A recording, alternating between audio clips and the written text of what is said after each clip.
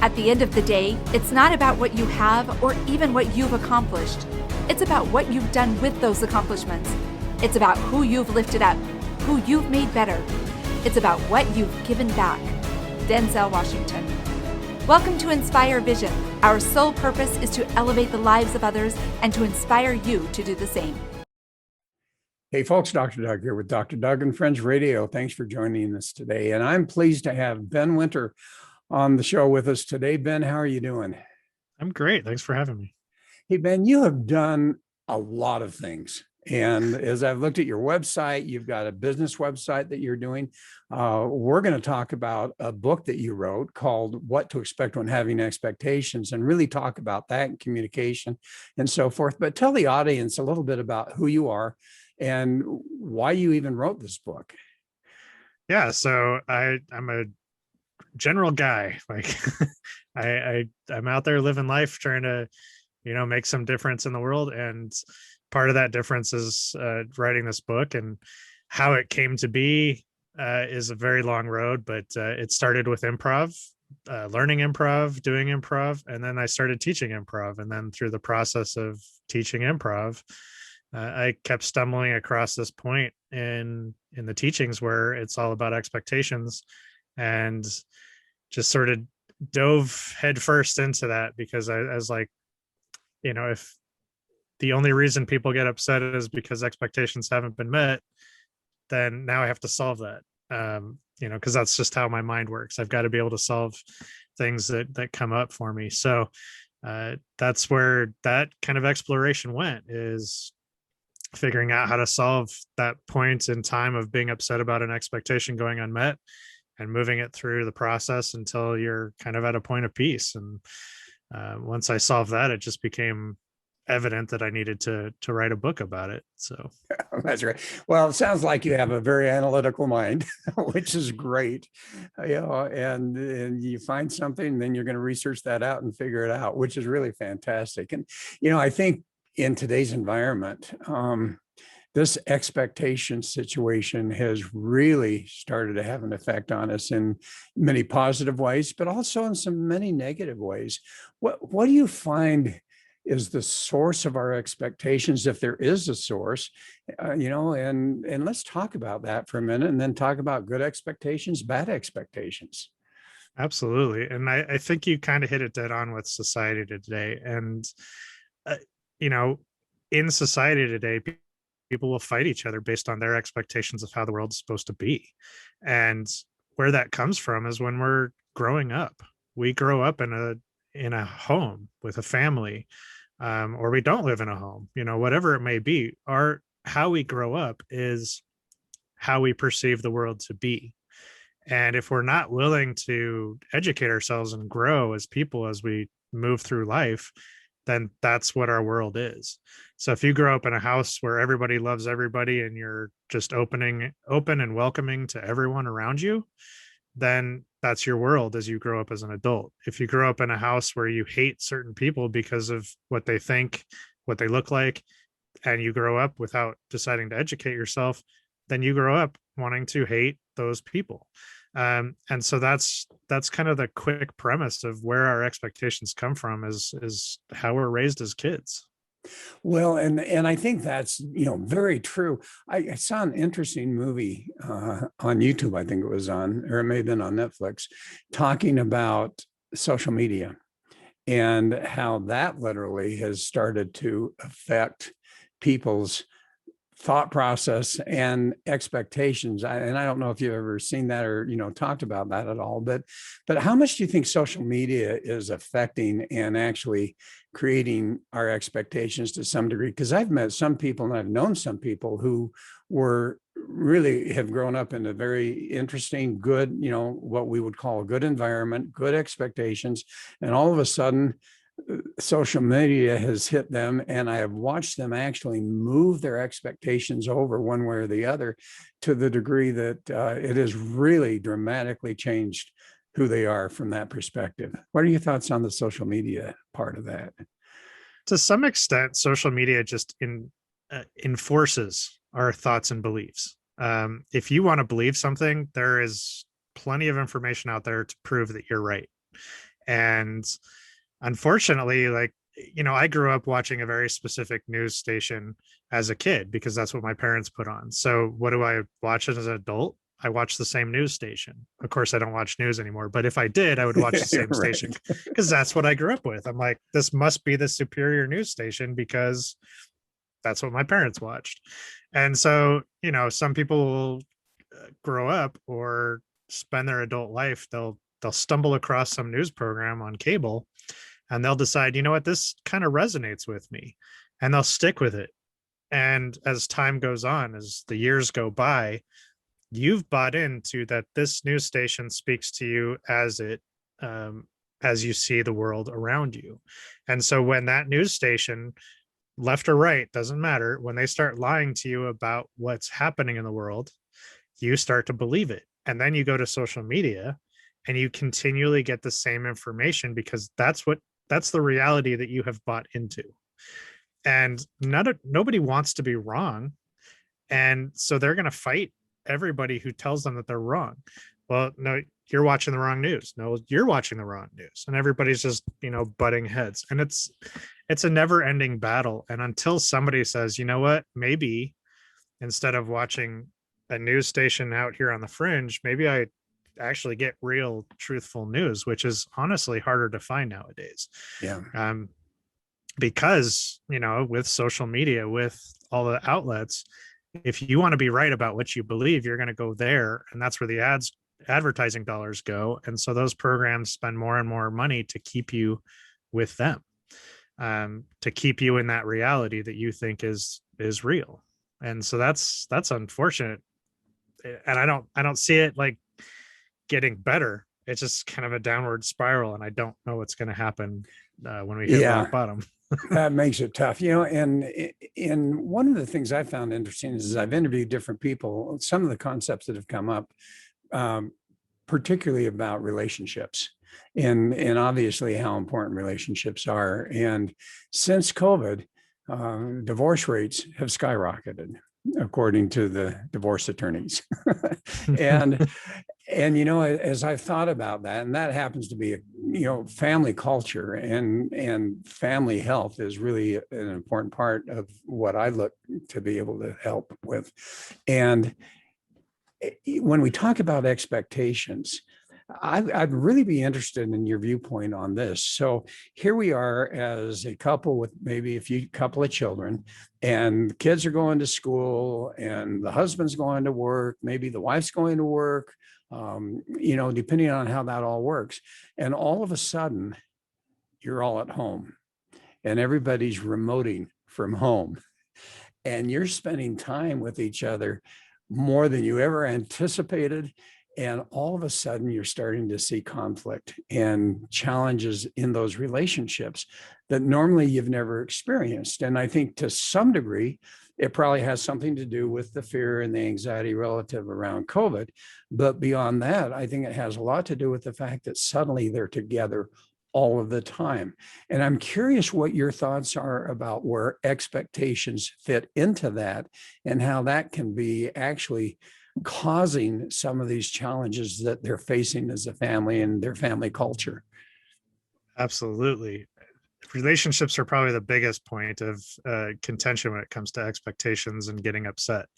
We live with people, so we just assume that they know our thoughts and what's going on in our heads. But they don't. And a lot of times when we get upset, we didn't even know that we had the expectation that is going unmet at the moment.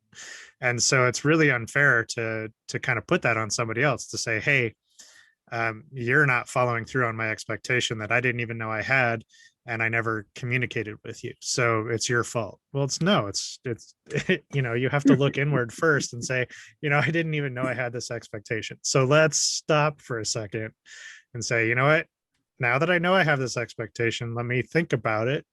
Let me kind of explore it. Is it a reasonable expectation? Is it something I need to communicate and, get buy-in from the person sitting across the table from me? And, you throw a bunch of people who have, a family of 4, the number of expectations just exponentially explodes at that point. You're at home, you have a job to do remotely. What do you expect? You expect everyone else to be quiet and let you do your work. And, if there's not a lot of space around, that can be really hard if you have kids. And now you have to teach your kids from home and help them get on Zoom and help them get into class. And you're now their stopwatch and timer. And, you're playing secretary and you're also doing your job. Like there's so many things going on that we never expected to have to do. I mean, that's one expectation right there. We never expected to be in a world with a pandemic that's going to just change our lives fundamentally forever. And so there's so many expectations that we didn't even know we had because we've never been through this kind of experience before. And so when you have this family dynamic and everybody has these expectations they didn't even know they had, well, it's a lot easier just to start butting heads and yelling at each other. It's a lot harder to sit down and take personal responsibility and say, I just found out something new about myself. I just found out this is what I think in this situation. And you know what? It's now my job to communicate that with you. We live in a technologically wonderful society where we can send texts and emails and all this stuff, but we suck at communicating. We have gotten so bad at it. And all it takes is a little bit of a discussion to say, hey, when I'm working from home, this is what I hope to have. And then they can say, well, this is what I hope to have. And we also have the children to deal with. And we also have dinner and lunch and, all these things. So maybe we come up with a plan and a timetable and everybody gets what they want, but they get it throughout the day in little spurts. We got to negotiate at that point. Okay, so you're very analytical. I'm very analytical. If something happens like that, it's like, okay, I had an expectation, but guess what? That really isn't necessarily common and universal in people's abilities to suddenly realize, oh, this whole conflict is caused by my expectation or their expectation. How do you suggest we help people, number one, to be able to get to the point where when they start to see conflict occurring, they immediately start to do that introspective work and say, all right, was this caused by an expectation from me or an expectation from you? And how do you get them to that point of awareness, at least where they can start a conversation? Obviously, we can talk about the importance of communication, and I want to get into that with you. But how do you get them to the point where they're even aware? I mean, that's the trick, is people need to want to be aware before they can be aware. Just like anybody who's ever had an addiction, a problem, depression, whatever it may be, until they realize that they have the issue, they're not going to do anything about it. And once they know about it, then they want to have to do something different. So if they're in a household where they actually want things to be better, then they're going to start looking for these moments in time where they can. Okay, so in a family situation, and even outside in any relationships, if you start to observe conflict, is it fair to say, based on your work, that there are some expectations here that are not quite working out and correlating with each other? Is that the first step to just the fact that we're observing conflict? Yeah. So, we live in a society where everybody says, don't get upset, don't get angry, don't, whatever. I'm like, go ahead, get upset, because you know what? That's a great moment in time to realize that there's a possibility for growth. But again, only if you want it, because some people will get upset and they'll stay there. They'll stay there for days, weeks, months, years, forever. What I'm asking people to do is take that moment when you're upset and say, aha, I can do something about this now. Part of my process of kind of figuring everything out was I created this flow chart where the very first point in time at the top of the flow chart is you're upset. And, the first question is, did you know you had this expectation? And that just starts the process of the flow chart. Now, again, that's a very analytical way to look at it, as you say. No, but let's look at that. That sounds really interesting. Let's go through that a little bit as far as your flow chart goes. Sure. So, the first question is, did you know you had the expectation? And I would say 90% of the time we don't know that we had one. And so you got to follow through the process on that flow chart. And, at first you have to explore it. And honestly, right there, if you didn't even know you had the expectation, you can just calm down immediately, because now you have to explore it. Say, where did that expectation come from? Why do I have it? Is it reasonable? I get upset in traffic. Is it reasonable for me to have an expectation of everybody else driving the same way I do? Absolutely not. So I immediately just calm down and say, they're not me. They didn't have the same student driver I did. They didn't have the same parents. They didn't have the same cars. Like, they didn't have the same mentality. It is completely unreasonable for me to think about other people and their driving, and get upset about it. So I don't get upset at traffic nearly as much as I used to. I mean, I would throw my fist into the other chair, and I was super angry. But that if it's not reasonable, you kind of have to take that moment in time to just kind of talk yourself through it and say, why do I think this way? Like, where did this come from? Was this something my parents did? Or maybe I grew up in a town where there, was less than 500,000 people, and now there's 3 million, and the town hasn't grown as fast, whatever it might be. Okay, I'm used to driving in less traffic growing up, and so that's my expectation. But there's more people on the planet. So you just kind of work through this process, and maybe you did know you had the expectation. And the question then is, did you communicate that expectation? Because if you didn't communicate it with the person or people involved, then shame on you. You didn't do your part. Yeah. Well, and then we get into communication. And I think, Yeah. From what I've seen with your book and obviously, all of our experiences, communication becomes the key. It really is. So any guidelines for someone on how they can communicate in a non-confrontational way what their expectations are, or be able to ask someone else what their expectations are and get into that conversation where you can take away the emotion from it a bit and really be able to communicate in a way that isn't triggering each other and is really being a positive type of communication of understanding. Yeah. So I'm going to use an example as a great way to kind of illustrate this. So we'll go back to the house. NFL just came back on. I'm not going to use NFL. Sports ball came back on TV. Okay. Sports ball came back on TV, and the husband is like desperate to watch some games. So he's sitting down. It's a lovely Sunday. He's watching games and he's having a good time. The wife's in the kitchen making food, whatever. She says, honey, please take out the trash. And he's like, okay. Now, he may have every intention of taking out the trash when sports ball is done, whatever it may be. She expected him to get up at that moment and take out the trash, but she never said that. And, so we have this kind of escalating moment in time. He doesn't know it's escalating. She's getting more furious as time goes on. And here we are, an hour later, and they're in a yelling match. Well, how could this have played out differently with communication? So when she said, take out the trash, he had the opportunity to ask questions to get clarification on her request, because she didn't say when. She didn't say, why she needed it now as opposed to later. He also didn't, negotiate in the process and say, hey, I'm watching the game. Can I do it in an hour?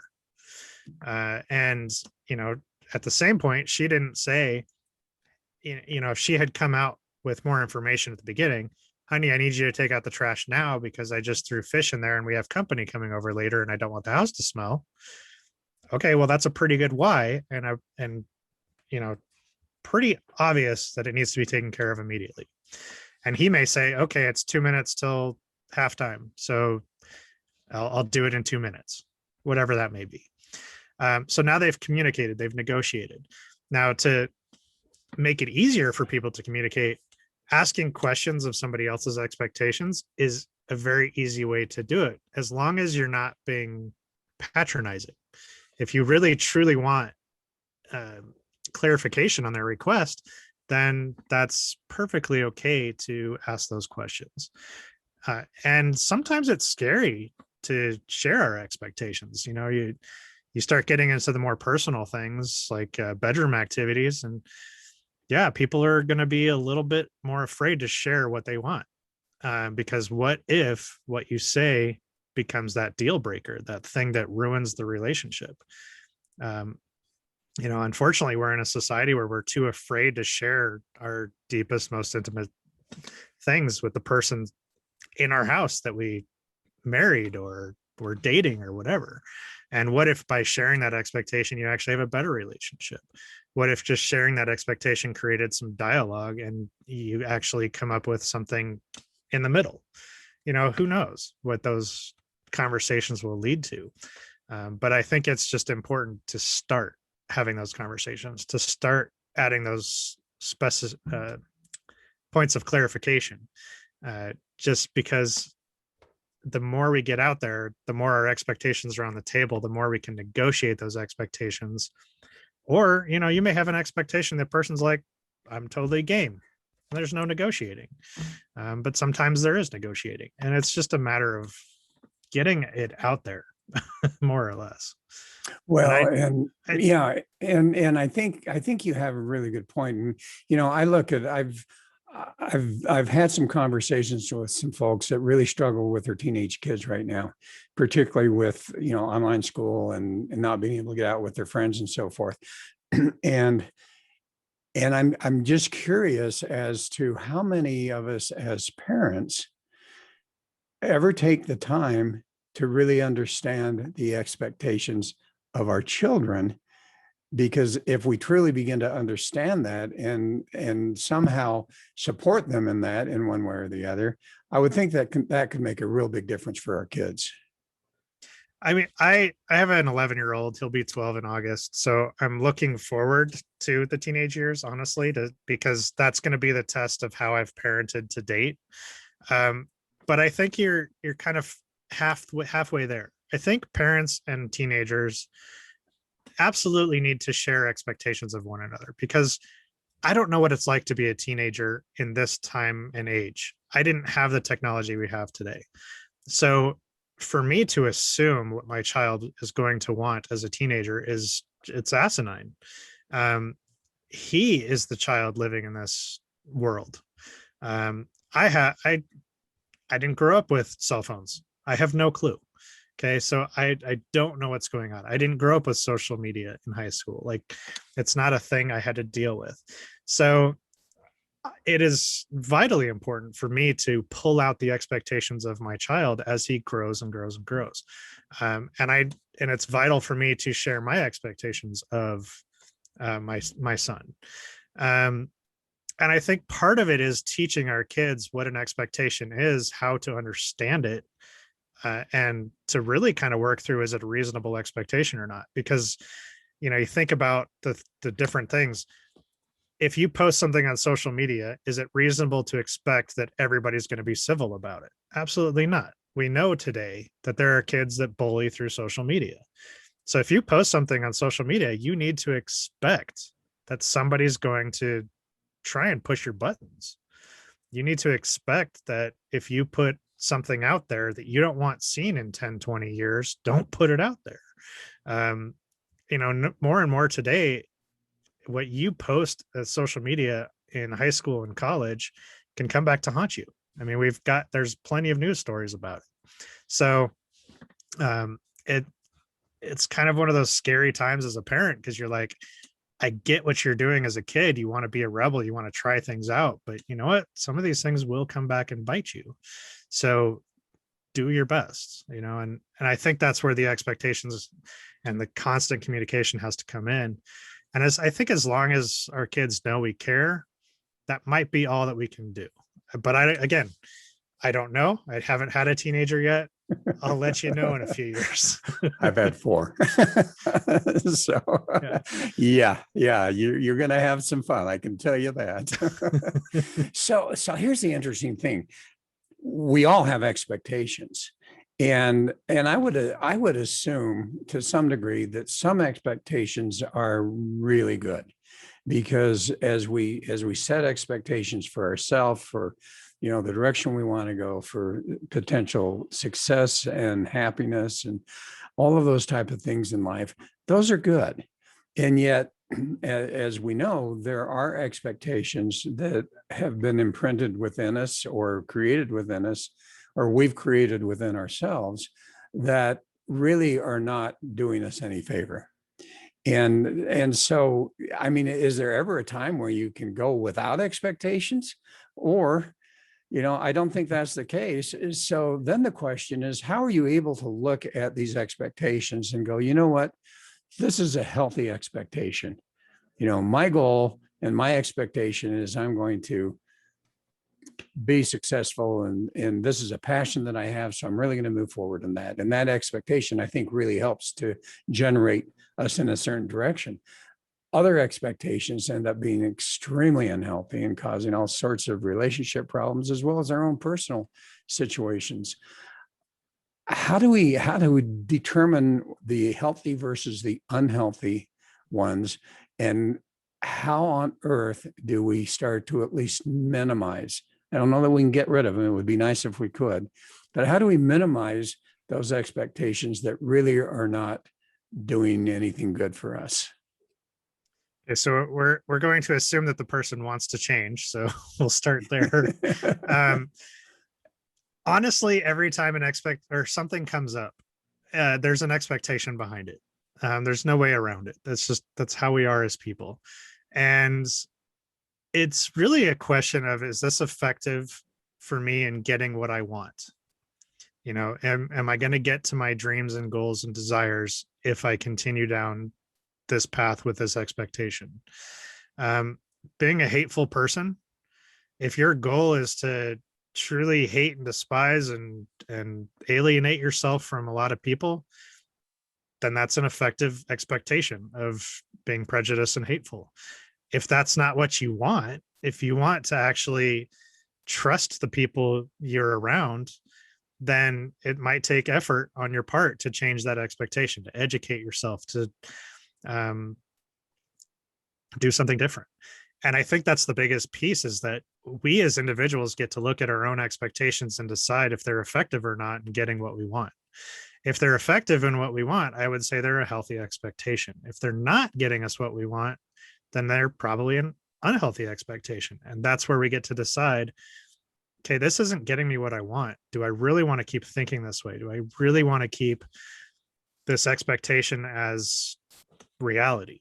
And I think that's where education really comes in. And I'm not talking school. I'm not talking standard education. It's really stepping up and saying, I don't think what I just heard makes a lot of sense. Maybe I should explore this in a different avenue. Maybe there's other information that can help me change my mind. It's kind of weird, because I just saw somebody who was kind of going down the rabbit hole of the Flat Earth Society. He's like, why do flat earthers think what they think? And as he was kind of going through the process of learning what they were learning, he started to just slightly doubt himself on whether or not the earth is a sphere. And but it's kind of one of those things where you got to be careful about how you educate yourself, because there's plenty of information that'll lead you down a path that's not healthy at all. And there's other paths that are just great. But again, you have to really come back to, does this help get me what I want? And if it doesn't, it's time to explore it. And it's can be painful sometimes. It can be hard. But the more you do it, the better you're going to get at it, the more efficient you'll get at it, and the faster you'll move through them as time goes on. Well, and I think you hit on a really important point. And that is looking at the outcome. What are we experiencing? What is the outcome of our life experiences right now? And then, look at that and go, do I like that? Is that what I'm hoping for? Or is this not the experience I want to have? And I think, as you say, the minute you look at what you're experiencing and go, this isn't what I want, that then becomes the initial thing to say, okay, I've got to go back and really look at what's going on. What are these expectations that I have that are not necessarily doing the right thing for me? Is that a fair statement? Absolutely. You look around at the people that, they'll go into a store and they'll bitch and complain to get their $5 back on something. They're not the ones getting their dreams. They're the ones that are fighting to, kind of keep things where they are and maybe get ahead by $5, or maybe get that free item because they complained about it. Maybe they'll get their dinner half price because they bitched and moaned about something that's irrelevant to life. The people that are out there, they're just always causing problems. They're always yelling at somebody because they never want to take responsibility for themselves. It's always somebody else's fault. And if that's the case, then they're never in control of their lives. They're never going to get what they want. And then there's other people who are like, you know what? I played my part. I didn't share my information, my expectations. I didn't do what I needed to do to make this happen for me. Now, what can I do? What can I shift? What can I change? What expectation can I explore, modify, look at differently to get what I want? Those are the people that are always getting what they want because they're always taking responsibility for their own actions. All right, so let's look at an expectation that I come across with my kids, okay, and even to some degree myself, and I think it comes from my parents and on and on and on, and that's a sense of perfectionism. And I think that there are some personality types that actually have that happen more often than others do. But here's a child that's growing up, and somehow they've developed, they sense this expectation of perfectionism. And then as they go on in life and as they go into adulthood, all of a sudden they find themselves under a tremendous amount of stress and anxiety because they're not perfect and they're not, accomplishing whatever they're doing, whether it's school or business or whatever. They're not accomplishing what they need to do. How do you suggest they are able to actually, first of all, identify, again, as we've talked about, all right, this is a little bit of perfectionism, but then how do they go in and start to modify that expectation and take it from an unhealthy level to a healthy level, to where, yeah, you know what, I'm going to always do the best that I can, but at the same time, never put on that onerous situation and expectation of I've got to be perfect or I've got to do this better. What are your thoughts on that, parent? Yeah, so I kind of grew up in the same world as you, so I totally understand. I would say if you find that perfectionism is hindering you in getting what you want, which it probably is because nothing's ever perfect, is start with little things that don't matter. If you're a perfectionist at cleaning, leave that corner a little dustier than you normally would. Just start cutting corners here and there. Leave things undone and say that's good enough. And you'll start to realize that the world didn't end. And then you can start moving that same process to bigger and bigger things. I wrote this book. Is it perfect? No. I'm sure if I went through and edited it again, I would change a bunch of things just because of all the interviews that I've done since writing it. But it was good enough. It got the point across. It's got the information that I wanted to get out there. And the thing is if I was going to be a perfectionist about it, I would still be writing that book. I would still be working on it. And maybe I fall over dead today. And now my book's never out there. It's not out there for the world to see. There was one interview where somebody asked, what do you want to accomplish before you die? And I was like, that's a great question to ask somebody. And I said, you know what? I've got my words on paper in books that are out there in the world. If I died tomorrow, I've at least created that will live on forever. It will always be out there, and it may change somebody's life in 5, 10, 20, 1,000 years. I don't know. But it's out there, and I can happily die knowing that it's out there. Now, again, I didn't make it perfect. It was perfect at the time. It was good enough at the time. and things can always be modified, changed, better. Anytime we start a job, we go into the job expecting to be perfect at it. Well, 10 years later, you're like, wow, I didn't know anything about that when I started. One of my businesses I looked at 10 years later, and I'm like, wow, I sucked back then. I'm way better now. And that's how it is. Through experience and time, we get better at what we do. Will we ever be perfect? No, because the world is never perfect. Things are always changing. So Well, just and start with the little things. yeah, and one of the things that you're doing as you're talking about that, which I think becomes key, is you're laughing.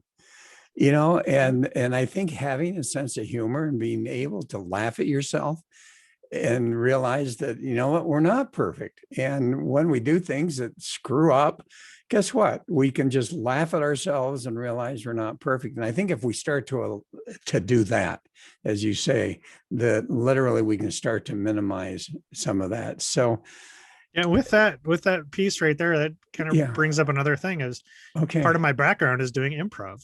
And there is no perfect improv. It's improv. You just do it. And I think that's another great way to get out of perfectionism is go take an improv class, learn what it's about, and try it out, see what happens. And you're not going to be perfect on stage, but you know what? You're going to survive and you're going to have fun, and you're going to say it's okay not to be perfect. And if you're going one direction because of your expectation and all of a sudden you hit a barrier, it's time to turn around and find a different way. And just hopefully, at least if you can't laugh at it, don't let it just drive you crazy.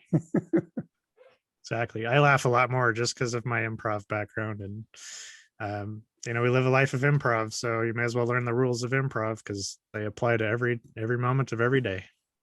Let's talk about that for just a minute. When you talk about improv, and that's a very specific talent, I think, that one develops or one innately has. Obviously, you probably innately have had that. Let's talk about improv as it relates to life. What are your thoughts on that based on your experience in improv? How does it relate to life, and particularly for those right now that are really experiencing some tough times because of COVID, and whether that's affecting them from a family perspective or business perspective, income perspective? How do you develop, and what are really the key areas of improv that we can apply to our lives? Yeah. So when I first thought about taking an improv class, I had those thoughts of I'm not good enough, smart enough, funny enough, fast enough, all the reasons why not. And then when I took my first improv class, the person said, there are rules to improv. You follow the rules, you'll be successful. I was like, well, I can follow rules. That's easy. And it made improv the easiest thing ever. Just by following a very simple set of rules. My first book is actually called Living Unscripted. And I take 5 rules of improv, I apply them to everyday life. And that's my mantra. And what I've taken away from doing stage improv and how it applies to every moment of every day of my life. And I do have a lot more fun. I am a lot happier. And I do embrace change a lot easier because of my improv background. One of the things that you'll hear if you ever ask somebody, like, what are some rules of improv? The most common rule you'll ever hear is yes and. And the premise of yes and is accepting what is and moving on from there. On stage improv, it's a little bit more like accepting what's given to you and adding to the scene. If you think about expectations, somebody says, I need you to get this project to me by the end of today. I need you to finish the project by the end of today. Okay, I understand you want me to get you the project by the end of the day. And did you know that I'm working on these 4 other projects that are due at the end of the day? Do you want to prioritize them for me? Or, do you want me to just choose the priority for myself? That creates dialogue, that adds to the scene, as we are as humans. It adds to the conversation. It creates that level of communication, to basically say, I understand what you're saying. I understand the situation, and there's more information. That's where education comes in. That's where brainstorming comes in. It's like, yes, that's great. And what about this? And what about that? And have you thought about this? And et cetera, et cetera. There's an easy statement to really understand this concept, which is, I love you, but you're crazy. I love you and you're crazy. Which one sounds more positive? Oh I yeah, love you. absolutely. The end. Yeah, exactly. I love you and you're driving me nuts. I love you, but you're nuts. Like, that one's negative. That one, there's no love there because you just negated it with the word but. Exactly. And that's just kind of a downward spiral of who knows. But if it's I love you, and okay, you can work from that. There's still love. You're driving me crazy. Let's talk about that. Let's move through it. And so improv, just learning the rules of improv, whether you take a class, whether you read a book, it's going to help frame the world a little bit differently, because you're going to see, something's not going right. Something's not working for me. I need to accept that that's what's happening before I can do anything else. Before I can move on, I have to accept that my finances are where they are. I have to accept that we're in a pandemic. I have to accept that I don't have the job that I want, that I don't have the friends that I want, that I don't have the relationship that I want, that I have a contentious situation with my kids. You have to accept what's happening at the moment before you're ever able to do anything else. And I mean, that's just any mental health expert's going to tell you that you got to start with acceptance. And I think you've hit on a really key point in communication. Words make such a difference. And as you say, and that's one I think is really important.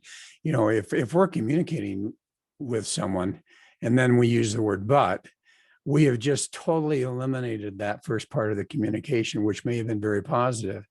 And whereas yes, and I love that concept.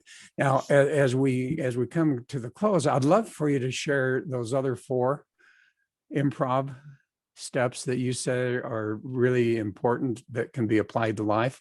Let's talk about them real quickly here. What are the other 4? So yes, and in my book is rule number 2, actually, because I start with the first one of don't deny. And don't deny is more about that acceptance piece. And then the yes and comes in, because yes becomes the acceptance. But I think there's more depth around the don't deny piece, because it really just dives into accepting what is in the moment. Okay, good. Because once you've accepted it, then you can do the yes and, which is the and portion, what you're going to do about that particular moment in time. So don't deny, yes and. And another one is focus on the present. And there's a book out there called The Power of Now by Eckhart Tolle, which is all about focusing on the present. You and I are right now are focused on this interview here and now. If one of us was thinking about, okay, after this interview, I've got to go do this and I got to think about that. Oh, I forgot about that. If our minds are elsewhere, we're not going to have a very good conversation. Right. And I think anytime you're communicating with somebody, you have to be there, focused on the person, listening, hearing what they're saying, and having a conversation. Because if you're sitting there on your phone while you're talking, are you present? No, you're not. You're going to miss most of what's being said because it's not just words.